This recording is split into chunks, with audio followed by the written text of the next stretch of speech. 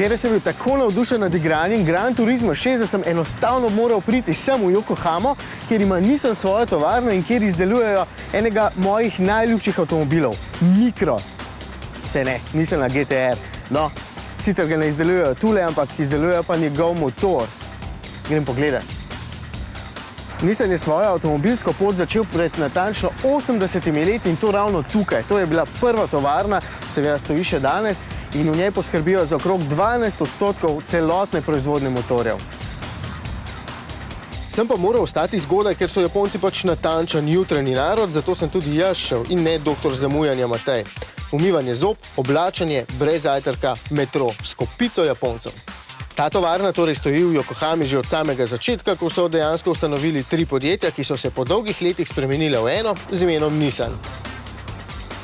Vmes se je seveda podjetje imenovalo tudi Datsun, kar pa dejansko pomeni The Son of Dat po enem od ustanoviteljev.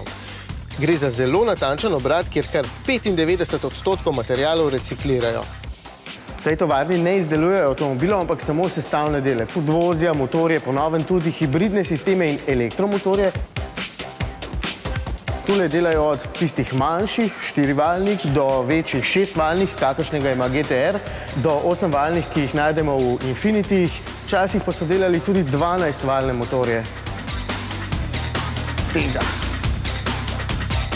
Veste, kaj opažam tule, oziroma nasploh na Japonskem, da je vse izjemno čisto. Niti ene same majhne smetke ni na tleh. Že včeraj na salonu praktično nobenega koša za smeti, ampak nobene smeti na tleh.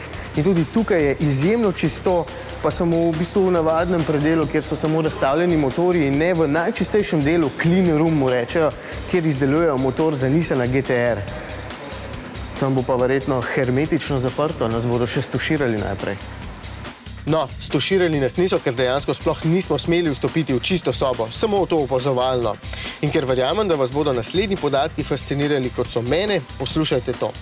Da je čista soba res čista, je tlak v njej višji.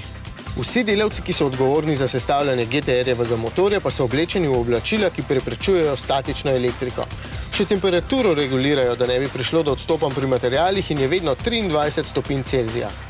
Le če si dovolj dober, te vsaj po 10 letih dela povabijo na mednarodno preverjanje in usposabljanje in šele zatem, s precej sreče in ogromno znanja, lahko postaneš takumi, mojster. Tile 4 so osebno odgovorni za vsak motor, ki ga naredijo, in ker so merjenja tako natančna, da jih noben stroj ne zna zmeriti, to počnejo na roke, po občutku. Po neverjetnem občutku, ki zazna razliko nekaj mikronov ali 3 Nm pri zategovanju vijakov. Vsak motor ima 550 konjev oziroma 600 v primeru Nisma, pri čemer je odstopanje vedno v okviru enega samega odstotka. Čisto hudo. In mimogrede, pokrov motorja ne vibrira niti takrat, ko se motor vrti s 5000 vrtljaji. Sedaj pa grem še v center zgodovine, kot mu rečejo. Dejansko v ogromno garažo, kjer so postavljeni vsi aktualni in pomembni modeli. Tega se veselim še bolj kot same tovarne, čeprav me je zlasti delo v sestavi motorja za model GT-R naravnost fasciniral. In tako sem sedaj tukaj, brez zunanjosti, ker je objekt malce bolj zaščiten in skrit in tudi, če boste kdaj v Tokiu, ga žal ne boste mogli pogledati, ker je zaprt za javnost, sem pa našel svojega Skylina. Tega na plakatu ali pa tega, pa recimo tega, ali pa tega, pa tega in tega in tega. No, pa da ne bo vse skupaj samo moja obsesija s Skylini, gremo lepo po vrsti. Tole je prvi Nissan, pravzaprav prvi Datsun iz leta 1933, 80 let je star. Malo mlajši, pa ne dosti, je tale Nissan. Samo izdelali so ga na Japonskem, vsi sestavni deli pa so iz Amerike. Tamle čez je pa še nekaj bolj zanimivega. Prvi električni avtomobil. Reče se mu Tama in tule pod tem pokrovom je skrit elektromotor. Baje je bil precej uspešen oziroma je imel kar dober domet, so ga pa izdelovali samo 2 leti, ker jim je potem zmanjkalo svinca za baterije. Prvi avtomobil, ki so ga izdelali v Mehiki, ves popisan pa je zaradi tega, ker so ga uporabili na olimpijskih igrah in so se potem nanj podpisali vsi športniki. Tale policijski Fair Lady se nikoli ni obnesel dobro, ker je bil baje pretežak. Če pa vas zanima, zakaj ima tako široke blatnike pa tako ozke gume, vam povem, da je enostavno zaradi tega, ker so na policijskem avtomobilu morali imeti tako ozke gume vsi ostali lastniki svojih avtomobilov, pa so imeli bode precej široke.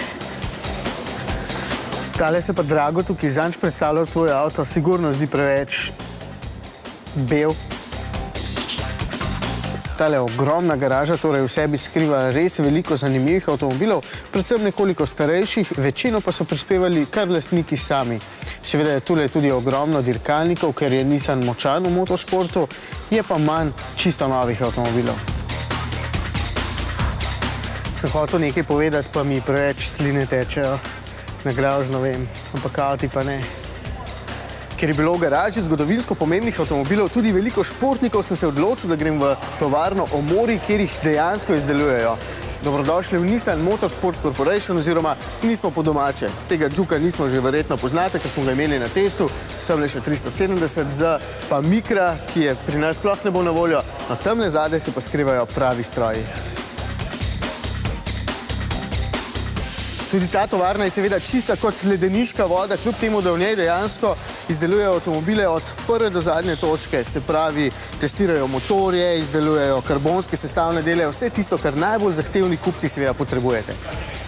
Še vedno primarno računajo na tiste kupce, ki hočete imeti ultraagresivne in športne avtomobile, po novem pa bodo zadovoljili tudi tiste, ki hočete imeti običajen avto, ki samo dobro izgleda. Lahko kupiš običajnega karavana, kot je tale recimo, in mu potem dodaš spoilerje, pragove in kup drugih dodatkov. Ampak jaz sem dejansko tukaj danes samo zaradi GTR-ja. Eden od Nissanovih inženirjev mi je ravnokar povedal, da je po 2 letih prodal svojega GTR-ja, čeprav je bil z njim nadvse zadovoljen, edini razlog za prodajo pa je bil tale GTR z letnico 2014. Baje je toliko boljši. Da ga boste lažje prepoznali, vam povem, kakšne so spremembe zunaj. Nove so sprednje luči z diodami v obliki strele, nove so zadnje luči, nova je doplačilna barva, ki vsebuje 24-karatno zlato. Zanjo pa je treba doplačati okrog 3000. Znotraj so malo spremenili oblazinjenje in par drugih malenkosti. Vem, to je bolj dolgočasni del, tisti bolj zanimivi še pride. Aja.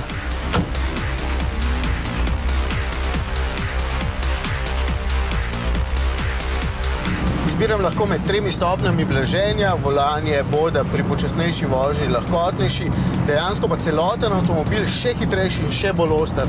Jaz vam lahko povem samo to, da je zelo enostaven za vožnjo, ko smo se peljali po tistih ozkih japonskih cesticah in sedaj, ko smo na avtocesti s strašno veliko hitrostno omejitvijo 80 km/h, je čisto enostaven. Občasno sicer slišim pripombe, da je notranjost GTR-a preveč enostavna in plastična, ampak kaj pa od superšportnika, ki je polovico cenejši od Porsche 911 Turbo S pričakujete? Če že ne smem voziti hiter, pa lahko hiter pospešim. Pazi. 80.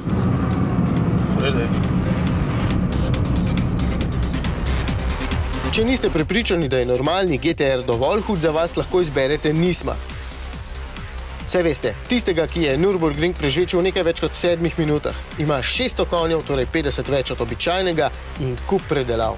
Ogrodje sedeža je iz karbona, drugačne so tudi gume, vse 4 skupaj tehtajo pol kilograma manj, so pa bistveno bolj agresivne.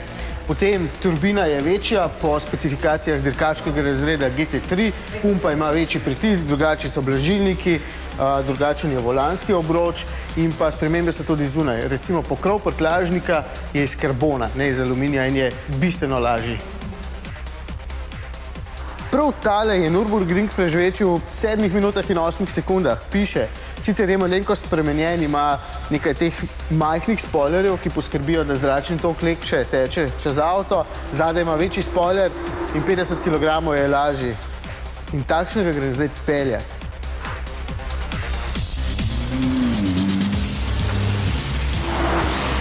Včasih me kdo vpraša, kateri je bil najhitrejši avto, ki sem ga peljal. Pa mu je težko povedati, ampak jih je bilo kar precej. Se mi pa zdi, da bo treba seznam popraviti, ker tole je pa bolnica, tole je pa noro hiter. Si lahko samo predstavljam, kako izgleda 7 minut in 8 sekund na Nürburgringu. Vam povem, kako to pospešuje. 2 sekundi pa pol od nič do 100, ampak kar me še veliko bolj fascinira, je kako hudič je lahko tako velik pa precej težek avto. Gre tako hitro skozi ovinke. 100, 130, 160, 190. Noro. Zdaj pa mislim, da me čaka še krog z inštruktorjem, z enim od njihovih dirkačev, kar pomeni, da zdaj se bomo pa res peljali hitro.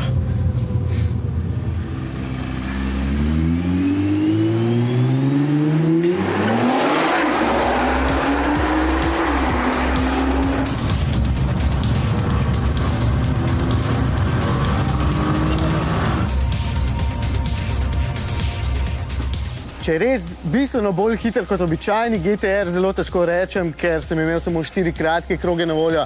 Je pa hud, zelo hud. O, Matej, volan je na tej strani.